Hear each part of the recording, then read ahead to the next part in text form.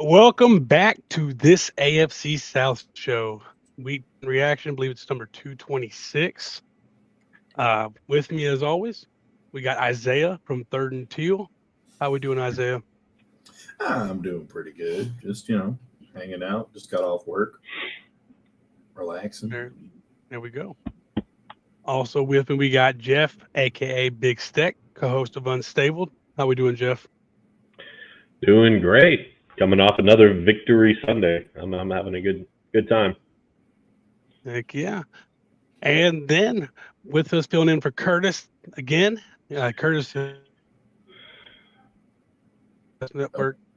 So Uh oh. we was that me Uh that oh. froze? yeah, that was Yeah, you. I think All so. right. Okay. For once, it's not Mike. All right. Mike, how we doing, brother? I'm doing pretty good, pretty good. Like I said, feeling a whole lot better in the daylight, so I can be seeing this team. No eyes and Yeah, teeth this yeah. time. Yeah. We can see you now. Yeah, Got the hood up just to get a little suspenseful, but it's all right. You can find yeah. Mike on that Real Texans Team Pod. My name's Andrew, co-host of Titans Table for Two. So go to our respective channels and check out what we got going on over there. Uh, First, we'll go ahead and start off. Any injuries from this week's game that we need to know about? Still uh, dealing with it. No, everybody I, good? I think like Grover got hurt a little bit in the game, but I saw him back out there, so hopefully it was nothing too much, but not that I can think of. Got a little Well, boo boo. He went back out there. little Yeah, boo boos, nothing for the little Jags. boo boo. Not that I know of. No, not that I can think of. No, no new injuries, but I got like four guys recovering from concussions. So we'll see what happens this week. Oh yeah. Well, we only got two football games to talk about this week, but both Me really too, good Eric. football games. Really good football games, both of them. We'll start off with the Colts game out in Berlin. What do you got for us, Jeff? I mean, it was a mixed bag. I mean, a lot of people complain, like, and I'm one of them. I mean, you can look at Jonathan Taylor running 32 times and say, yeah, they fed him a lot, but if you look at when the carries actually came, it's like it was just like the Steelers. He'd rip off an 8 or a 9 yarder, and then they just like go to the pass. But thankfully, Jonathan Taylor is just so good. I mean, he had like a -1 yard run and busted for 83 yards. They leaned on Jonathan Taylor, and he finally kept leaning on him when he got to overtime. And Jonathan Taylor was able to seal it away with another 3 touchdown game. So it's hard to say what he's doing this season. It's crazy, but I'm loving it. It's definitely helping out. Daniel Jones. He did have another pick in the game, and he was a little bloody. He earned his wings in the game, I guess. Yeah, Now, sure. I don't know if he busted his lip or what happened, but there's some memes going around. They're pretty good stuff, but um, he's a tough dude, and he did what he had to do. Went 19 to 26, had another 50 yards on the ground, so he did good. Tyler Warren, he's an animal, almost 100 yards in the game. He had a really big crucial catch on a fourth down play.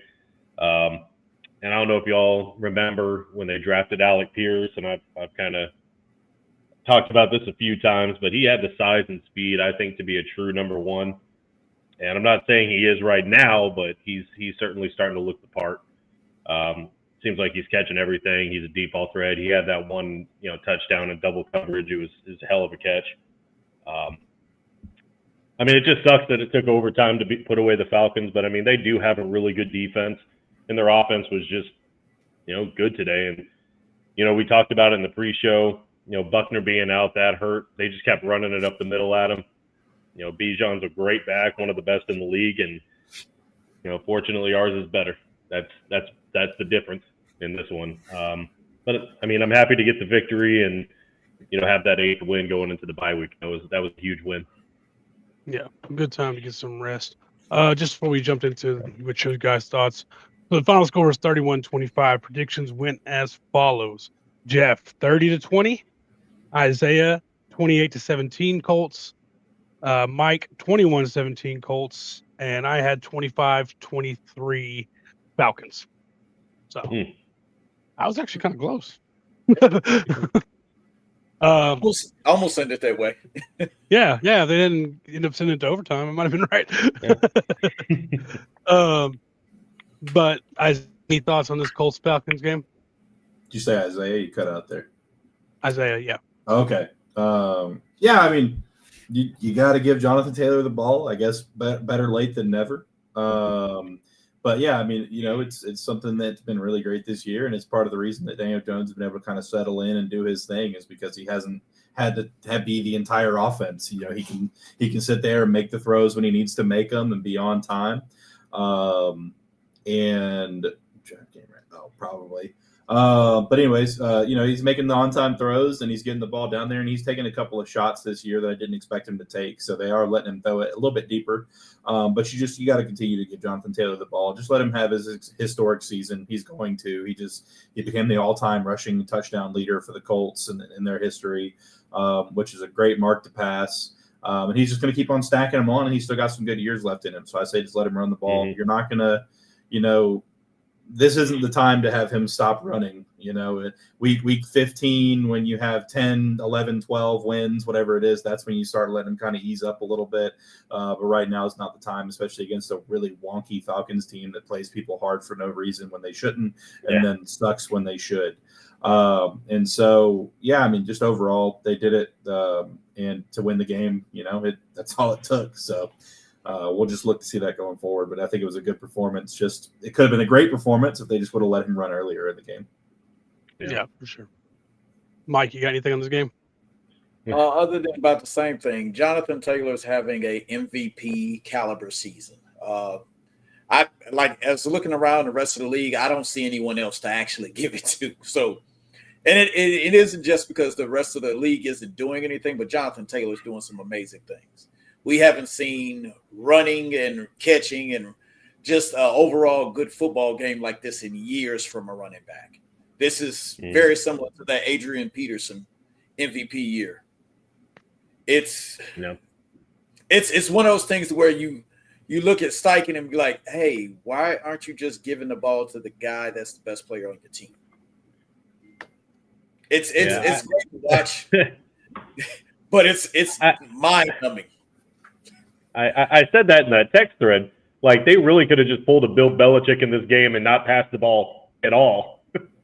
And probably have won the game. Like, it just there's no reason for he could have had 500 yards in this game if they just let him do it. Yeah, like I said, Jonathan Taylor is showing right now he's a good mix of what Bijan, Saquon, and Christian McCaffrey. Like, he is the best running back in the NFL right now. Yeah. And that fluctuates from year to year, and he just looks great. It was entertaining to watch him run. It was entertaining to watch Bijan try to do the same thing, and it just wasn't working the same. Like you said, Atlanta is just a wonky team. I said it the night before the game, like, Atlanta's going to show up and they're going to play hard, and nobody's going to understand why or how.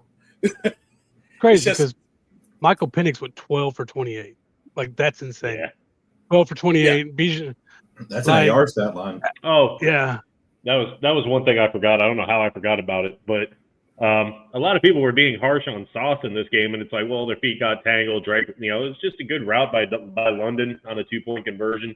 Overall, I mean, you got to look at everything. Even Sauce said, hey, I came into this week preparing for Cleveland, and then the next thing I know, I'm preparing for Atlanta and Berlin. So I've got to fly into Indy, and then I got to fly out to Berlin. The fact he even started, like, he played pretty much every down on defense is, I mean, that's a win right there. Every single player gets beat at some point. Terrell Reeves got beat in his prime, and he was one of the best corners ever. Like, and the fact of it is Sauce, like we said, if you're not going to say Sauce is a top 3, he almost if not going to say Sauce is top 3, he's the top 5. Sauce is a good cornerback. I'm not gonna shit on him. He's a very good cornerback. Yeah. And the thing about it is, cornerbacks, they have one job: hold the receiver in front of you and occasionally tackle a running back. Well, and I saw him try to do it. I talked shit about it, but he did try to tackle a running back. He did try. But this defense is a lot different because Lou doesn't use like typical man. You kept seeing like Drake London shift into slot, and that's not where Sauce plays. So you kept seeing him like kind of check off of Drake because they kept moving Drake into the slot, and I guess that's why they thought that Sauce kept getting beat by him, but it wasn't him. He plays on the outside. Sauce is an outside corner, and he's a cover 2 corner. He is not a man corner. So if you're a cover 2 corner, you're not following anyone. Yeah, that side of the field is your responsibility. And he did a damn good job. A lot like Richard Sherman. Yeah, you're not a man cover guy. Hey, this is your area. Anything in this area, you try to take it or knock it down. And you're really good at reading the quarterback in that zone too. Mm-hmm. You know when to take chances. Yep. This Colt. So before we started, Jonathan Taylor, Mike said, MVP type season. What sucks is he's probably not going to get it because it's such a fucking QB driven award. Because Saquon could have easily gotten it. Derrick Henry should have gotten it. I'll make the argument Chris that Saquon Johnson should have had it. Like, yeah, Saquon should have, and he didn't. No, that's what Derrick he should have said. gotten it. Derrick should have gotten it. He didn't get it. Chris Johnson, the only person to ever have 25 total yards, one time NFL history, It's not a didn't lot get of it. yards. 2,500. You didn't say 2,500. You said 25. I did. Maybe I froze. It must have cut out. Yeah, it must have cut out. Yeah, I was like, 25 yards, man. What Only person in NFL history for 2,500 total yards. One. Yeah. Didn't get it. So it's such a. And the reason Adrian Peterson got it is because he was coming off the ACL. He did that. I'm gonna make 2 arguments here for Jonathan Taylor. One, is there anyone at their position doing better than Jonathan Taylor is at his? I'm not saying you're wrong. I'm just saying that's no. MO. No. I'm not saying that you're not saying. I'm saying like to the people that say that Jonathan Taylor isn't, who is better at their position right now than he is at his? Well, no, Like, just say, what quarterback? It only matters if it's a quarterback. Yeah, Is there then not give it a There's quarterback no award. quarterback really And sticking it's not out. MVP. Make it the quarterback award. Well, that's the problem is they already have a Drake quarterback May, award, an Baker. offensive player of the year, and an MVP. It's Yeah, like- Drake May and Baker are both having great years. Mm-hmm. But they're not. Like They're That's not only two historic. Jonathan that's Taylor out, like, running back. Lamar hurt. The Josh only Allen way has been. the only way we're going to Joe see Burrow another, got hurt. Josh Allen's No. eliminated with Miami. That Yeah. No, the Well, only way we're Lamar gonna see got another hurt. MVP Joe Burrow got hurt. So Another MVP Yeah. that's not a You know what? quarterback is if somebody breaks in like a rushing record or something like that. Like Jonathan Taylor's going to have to break the rushing record to get the MVP season. That's just and what probably in the 16 games. Like Yeah. I think if he needs 17, it probably won't. He should. And the but thing won't. is, the guy they're probably going to give it to is that guy playing for the Rams, the quarterback for the Rams. Stafford, he is playing Yeah. great. Stafford. So is Darnold. He is He playing. is playing good football. Darnold's he is playing playing amazing great. too. Yeah, Darnold's got a chance for it too. Yeah. But I think it's going to be Bradford with 25 touchdowns already. Bradford. Ooh. Ooh, I think Stafford. Ooh, God. Sam Bradford. Woo! Hey, he did play for the Rams. I mean, you got that part right, but Hey, I've been drinking. I apologize. God dang. No, He ain't been in the league in a while. And I don't even know where he is, but he's still rich. Yeah, no doubt. True. Because he was the last one before that rookie pay scale, and he got like $40 million on his rookie deal or something insane. Yeah. Stafford, yeah, it's crazy. Yeah. It's crazy. Y'all see the stat where he just now hit 500 for his career record? That's how bad the Lions were for so long. The thing is, he was a good quarterback there. His whole life. He hasn't had a bad Oh, year. yeah. He's never had one. He had Calvin there. He had Golden Tate was there with him. Like, man. Problem is they didn't have like running back. They didn't really have much of a line. The defense outside of like Sue was terrible. Like What? That's just say it. He played for the Lions. Sue was great, he but played for the Lions. yeah, Yeah. and there's nobody around him, and he kept getting suspended, for stepping on people. Or they had taking Nick people involved. Farley. Okay, they had Farley. Farley was good. Yeah. You had to look up the Lions roster, didn't you? That's Yep. what you were doing right now. No, I know Nick Farley. Ultimate Team, baby. They gave him a way better card than they should have. Oh, I out had of him. Auburn. Yeah, I remember Nick. Was he Or on that? He was on was it that. Nick Fairley? It's Farley. He was It's on Farley, that. yeah. He was on that national championship team with Cam, wasn't he? Mm-hmm. Yep. Yeah. They had Kyle Vandenbosch for a little bit too after he left the Titans, but he was kind of older. But before we jump into the next game, I just want to address this. It's actually true. Yep. After this week, the Jets won, the Saints won. We are the sole holder of the number 1 pick in the draft right now. So that is a win for the Titans. Because I want to get that pick and trade back for somebody who wants Mendoza or Simpson or whoever the hell's going to go first this year. Y'all ain't trading back. We need to trade back and get. Ain't no quarterback worth trading back for. I'll tell you that much. There ain't no trading up for. But there's always people that will reach for a quarterback. Mitch Trubisky went number 2 overall. You know what I mean? Somebody will be like, "Hey, we'll give you some." Someone will fall in love with Mendoza or you gotta think about this. Like a few years ago, reached at number 4 too. They know. I don't know who that was, but you guys do or don't need. What you got to worry about is, do the Jets think they have to take a quarterback at 2 or 3, or do they think they can get one later? Because if they think that, somebody will trade up with the Jets, because the Jets already have 16 first-round picks in the next 2 years. They'll trade up with the Jets instead of y'all, because they know y'all ain't taking shit there besides an edge rusher or a lineman. We'll see. We'll see. The potential's always there. Yeah, there's always potential. I'd rather have the value, whether we trade out of it or not. There's always one idiot. Yeah, there's always a Bears and a Panthers, kind of thing going on. So Cleveland's willing to do some stupid shit.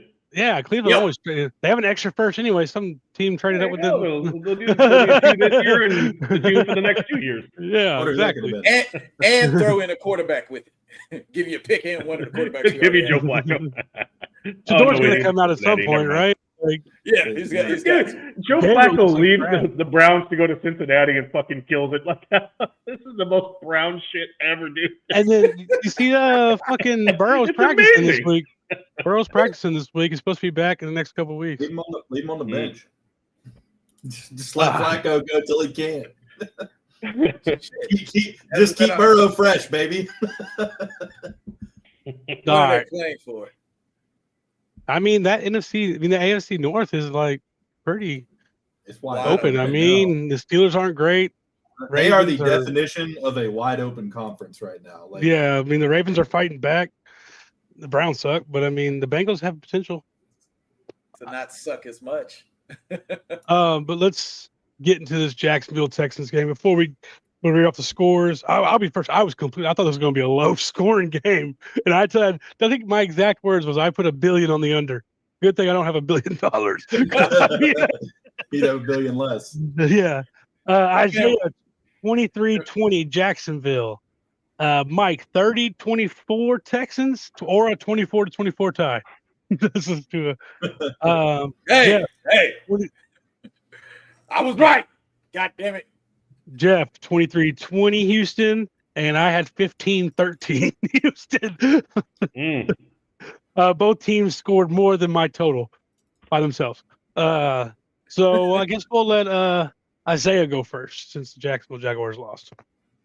I'm going to make 2 comments, and Mike's going to keep his mouth shut until I finish both of them. All right. The refs gift wrapped this game for the Texans on that Christian Kirk touchdown. They gave the Texans this game. But Jacksonville was calling plays on the last 4 drives to sustain a lead, not increase the lead. And so we need to actually try and score, considering we scored more points on the Texans than anybody has this season. Short field aside, we have to keep on trying to score instead of just trying to maintain the lead. I think they ran it 7 out of their last 9 plays. 7 out of their last 9 plays. You got to try and go for it. Tackle isn't allowed to be 500 pounds. He's a big boy. But no, I mean, overall, Jacksonville was playing to keep the lead, not to increase it at the end of the game. And that's a mistake that we've made multiple times this year. Also, our defense in the second half, especially in the fourth quarter, just disappears. I think we've let up 30-something points in the past 2 games in the fourth quarter, while up multiple scores. The defense plays well in the beginning, and then they just somehow fall apart. We have the league's worst pass rush right now.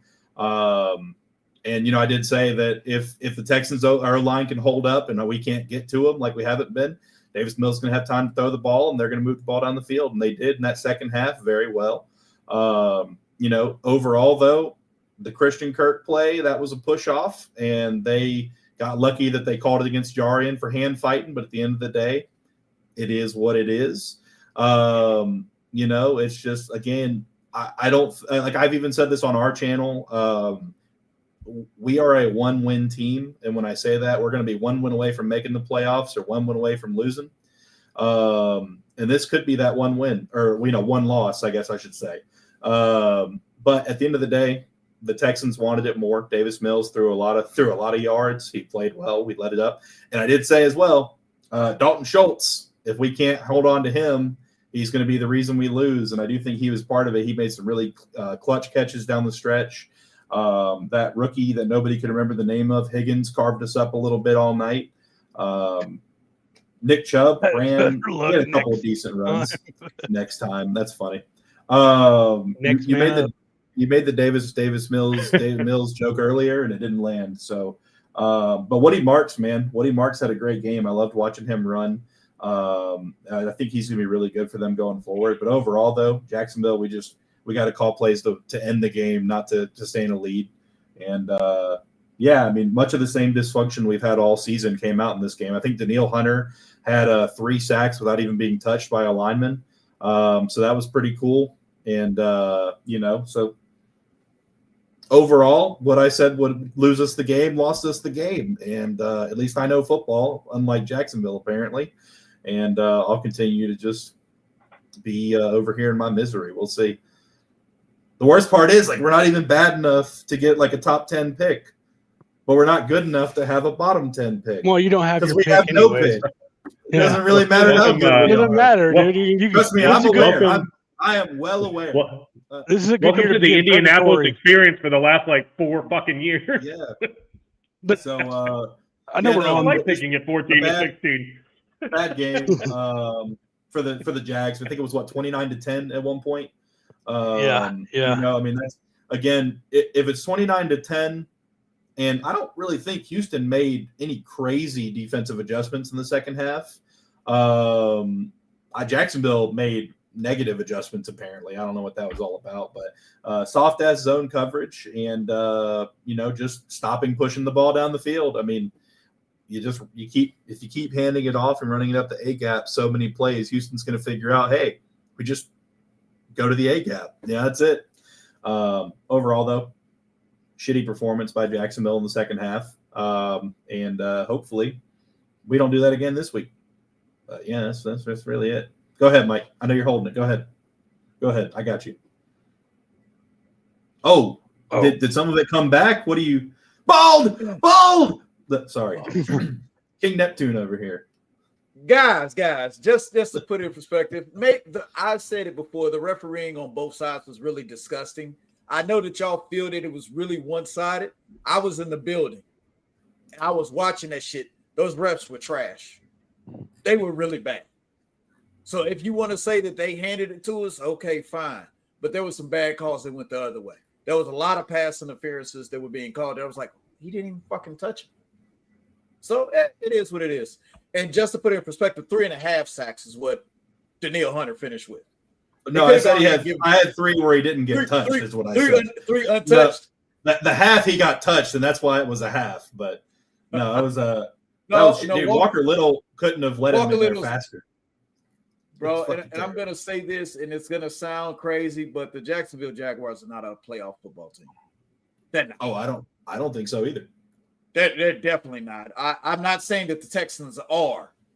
The only truthful playoff team in our entire division right now is Jeff's Colts. And even at times it could be questioned with them. Blake would argue that the Titans are going to – Yeah, nah. The road to 98 starts this Sunday, baby. The Texans, the thing about it is anybody that's been in the division, like all you guys have been watching for a while, Davis Mills is not a bad quarterback. Is he a starting level quarterback? I don't know. He looked like he was this Sunday. And contrary to popular belief, I didn't know he had it in him. Davis Mills is a goddamn gunslinger. After he threw that first stupid-ass interception, I was like, oh, shit. This is what we really got going. But he kept throwing the damn ball. And I'm not going to give credit to the play calling just yet either. He hasn't really shown me anything. He showed me Davis Mills. For anybody that knows Davis Mills and how he plays football, you really would have started Nico Collins in your fantasy.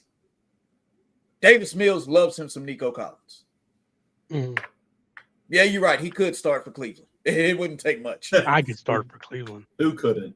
Well, apparently. Besides Shador Sanders. Yeah. I could run out there. Anybody but Shador can start for Cleveland. Yeah, anybody but Shador. Well, That's a fun start one. Shador. But the thing about it was the Texans played a good balanced game. They used their running backs correctly. That it's just the touchdowns that Jacksonville did score were based on a lot of fucked up shit happening. The fumble on the 8-yard line from Tremon Smith, that makes it pretty damn easy to score a touchdown.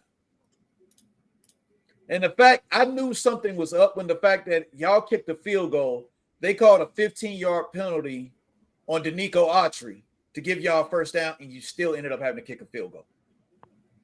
That should have been a prelude of what was coming with this game. Trevor Lawrence isn't it. I don't know. I'm not going to blame the play calling because the play calling looked pretty decent, but it was for some reason Trevor just couldn't throw it to his team. He overthrew like 4 of them that were like, oh, God, who the hell is he throwing the ball to? Now, get it wrong. He was running for his life, which is what, Isaiah, if you're being honest, you knew he was going to be running for his life, correct? Oh, yeah, I did. Yeah, you knew. I don't put this game on Trevor, but I hear you. I'm not putting it on Trevor either. This is a team loss. This is one of the whole team. Don't die. Yeah. Well, I don't think that there's many quarterbacks that can be successful behind this line right now. Have you seen the Texans line? It's better than ours. You don't have Walker Little on your team. This game, it was better for sure. Yeah, Walker Little has the most pressures allowed in the entire season, along with the most sacks by far. The Texans started a guy with the last name Sal at right guard. I'm a Texan truther, and I don't know who the fuck that guy is. I'd rather not know who it is than see Walker Little walk out there again for another fucking play. It's been like that since week 2. City. No, he's not. Hell no, he's not. Because we didn't even see him. They figured out but it was such I'd rather my bad offensive line be a guard than a tackle. Yeah. True. But hey, and we let that guy, that 500-pound guy, play his very first game. I thank y'all for just not exposing him like he probably should have been. Josh Allen sucks. Oh shit. Josh Allen needs to be traded. Damn. Not Trayvon Walker. The rush for the Jaguars is underperforming like crazy. I mean, Trayvon Walker's missed 6 games. Josh Allen's been playing all 13 of them, and he's got 2.5 or 3.5 sacks. Yeah. And he was like that last year, too. He had all these pressures. You know, our interior D line ain't nothing to write home about. But goddamn, dude, you had 17 one year because you got 6 against the Colts and 7 against the Colts, and then nobody else. You didn't touch the quarterback the rest of the year except for one other game. Like the dude, he's just Trent Baalke. Right, he's inefficient. He is definitely inefficient. Writing checks. But before this game, the Texans could have said the same thing about Danielle Hunter. I will say, too, though, Trayvon had a pretty decent game, but they flagged him for that one because the crown of his helmet touched Davis Mills' Adam's apple or whatever. And the other one. That's a hard neck to miss. Yeah, I mean, I think that unless they make like face mask to face mask contact, it shouldn't be a call for Davis Mills because he's like 6 foot of person and like 6 extra inches of neck and then his head. But no, Trayvon, he had that second one though. He tripped and didn't bring him down. That's unexcusable. But like he's not that bad. But damn, Josh Allen, bro, you paid him like he's top 3 and he's top nothing. The thing about it is this. I don't even want to use this term, but Jeff called it something when we were in Jacksonville. Do you remember what you called it, Jeff? Cripple fight? Yeah. It still felt like that. Yeah.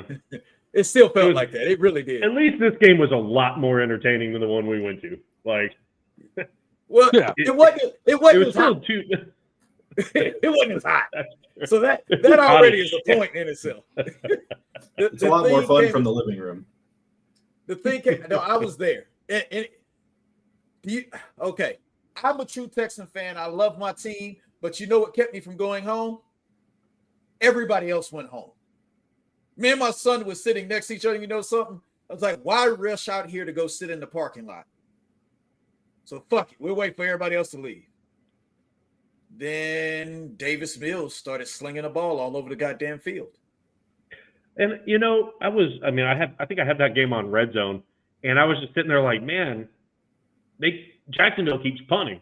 I'm like, they're letting the Texans stay in this game. Like, they're gonna fuck around and win this game. There was a guy sitting next to me that when he first came to sit down, because he didn't show up till like the halfway through the second quarter. I heard his voice first, and I thought it was his wife talking. I actually thought it was his wife. He was real high pitched, and he kept telling us, "The Texans are gonna have this game. They have this game all won. This is how he's talking that whole game." And I was like, "Oh, he is." I was like, "Man, I wish I could be as optimistic as you." And as the game kept going, I told you they were gonna win that game. I told you. Look. Now they're gonna go down and score. And I'm looking at this guy. I'm like, fuck, he's right. You know what pissed me off though? Slip six, yeah. Slip six. Slip six. Oh shit. Jacksonville could have won this game potentially. I'm not gonna say they would have, because the pick six still happened at the end. But we would have. I'm not gonna lie to you. I thought y'all had it won. I thought y'all had it. I really did. The last punt that we did, the drive before, or the drive that like we punted it to you, you went down and scored the touchdown, like to get up on us, right? We were at y'all's 49. Let Cam Little kick the fucking football. There's a minute and 16 seconds left. I mean, you're punting to them. Our defense couldn't stop they couldn't stop anything. They couldn't stop a leak on something that's not even leaking that fucking Sunday. And like, we punt from the 49. Let him fucking kick the field goal. If he misses it, the same fucking thing happens. So our defense couldn't stop him anyways. It made no sense. Let him kick the field. And then we kick the field goal. It's 32 to what? That'd have been 24. And then the Texans go down. They have to go for 2, which, we slipped. Yep, which they slipped. And then Jacksonville gets the ball back, or you kick an onside. Let's say we still get the ball back. You kneel out the game. It's over. But instead, we go, hey, guys, we've been going for it on 4th down all year, and we let him kick a fucking 68-yarder last week. How about we punt the ball on their side of the field? Fuck no. I told the guys in the group chat, I said, under 2 minutes, anything 75 yards and in, I'm letting him kick the fucking football. Let him try. Obviously, we couldn't stop him. We also want to see a 70-plus yarder. No shit. But that he just made a 68, and he was right down the middle with it. He's been making his kicks all day. He made 2 of them on that one drive where they fucking stopped the play for whatever it was. And then it's a 67-yarder, and we're like, we're gonna play it safe here with a minute and 16 seconds left, and we can't stop him. Let's just punt it. See, Isaiah, you really want them to piss test your kicker, because it's coming. It's fucking coming. They've already done it. I'm sure. There's no way. The piss tests aren't random. Okay. Nobody can convince me they're random, because there are many players we know do drugs that do not get tested. I'm sure, because they wouldn't still be playing. Do you know how many times that Pat McAfee had like a huge booming punt, and he was immediately piss tested after the game, like 3 times in one season? Like, it's fucking random. Hey, the Neil Hunter had one after last night's game, yesterday's game. But they're gonna call it random. They're gonna call it random. No, they're not random. It's like the Michael Scott in The Office, like eeny, meeny, miny, mo. It's random. Dude. Yeah. And what makes it even crazy is Cushing's at the game, and we're all like, But we're gonna piss test this guy. Cushing has a fucking trench coat. He's like, "Hey, dude, I got what you need, man." He just over the. Could you imagine having a kicker hitting 73 yards at a decent enough clip where you need a touchback and 1 first down to get 3 points on the board? Barely a first down, and you can kick a field goal. I mean, it's crazy to me though. Like, I just hate the inconsistent aggressiveness. Yeah. Like, you either have to be fully aggressive, and if you get up 29-10, you need to be up 52-10. I don't care. Keep fucking scoring, because, and again, we we're throwing the ball, we're moving it, we're running the ball, and then we're like, okay, hold on, guys. We've been doing all this trick play stuff, and we've been moving the ball. Now we're just going to run it up the middle every play, and then just when they think we're going to run it up the middle, we're going to, and then they're like, he just made it from 68 last week. We're going to punt this week, guys. Okay, no field goals, no kicking it. Hey, you know what makes it even crazier? We play in a dome with absolutely no wind. Yep, and they punted it. Even I was like, well, because my thing is, right, okay, let's say we miss it. Okay, sure, we miss it. We have had terrible coverage on punts all year. We've had terrible coverage on kickoffs all year. These guys are getting the ball. They're taking it back 20, 30 yards from the spot that they get it. And he's already basically back to the fucking 30, 40, 50, whatever you want to call it. We're at the 49. Okay, they're at the 49. They're going to drive the field and waste the clock, whether they get it at the 10, the 15, the 20, or the 50. Let him fucking take it if he misses it. And then hopefully they score with some time left. But, like, either way, we're in a shitty situation. You might as well try and put some fucking points on the board with a kicker who can fucking do it inside of a dome. Like, come on. It just selective aggressiveness is the worst thing that's coming. Like, analytics just same thing with fantasy football. Analytics and fantasy football have ruined the sport when it comes to just like having fucking cojones, whipping them out on the table and fucking going for it. See, this is one of those times I wish I could have been in the room with it. I was like, how did you feel when you saw Davis Mills take off for a 20-yard touchdown screen? Oh, I was not happy, but her family and my dad was here, so I kind of kept it. I was on my phone, so you had to mute it. I didn't feel great about it. Because, bro, we talked about how. At that point, though, I really wasn't even that mad. Like, I was still upset, but I wasn't as mad because I was like, well, we're Jacksonvilling around. I mean, shit, we did it. We did it in the game earlier in the year. It was just a lower score. We were up, and shouldn't have let the Texans back in it. And then they decided, hey, we're going to stop playing defense in the fourth quarter. Yes, aggressive typing noises, absolutely. Yeah, but right.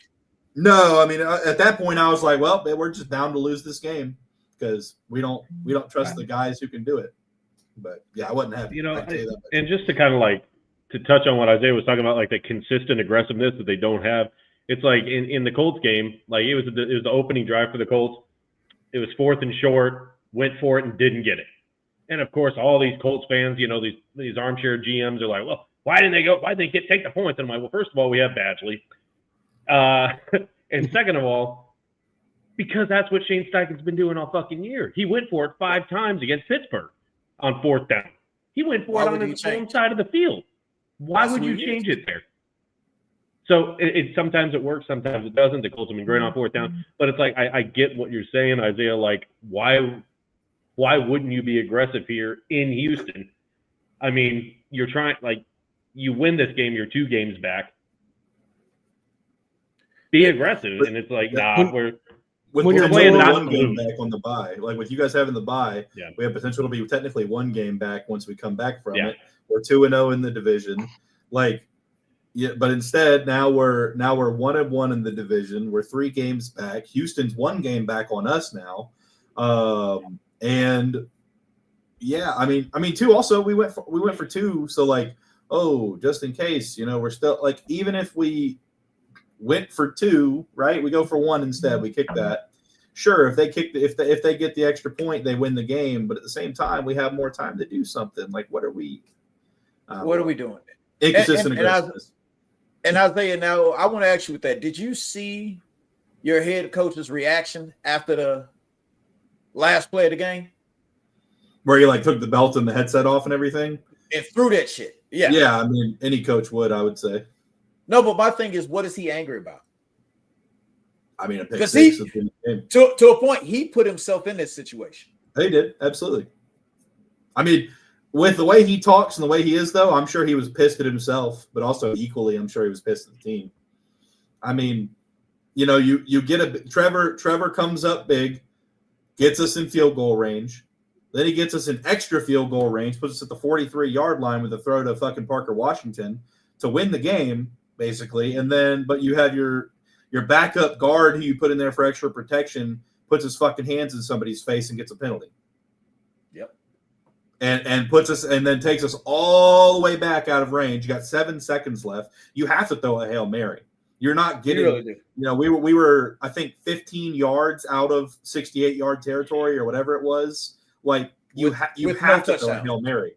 You can't try and throw it. They're going to just guard the boundary. They're going to let you throw it deep and catch up to them, because you got to throw it 60 air yards. They've got time to get to it if you decide to throw it deep. And then, Trevor did what any quarterback would try and do, and he tried to stay on his feet and get rid of it to a check down there because that's all that was there.